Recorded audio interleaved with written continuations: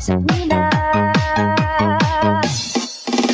Nang dahil sa'yo, puso kong ito ay natutong magmahal. Sadya bang ganyan? Sana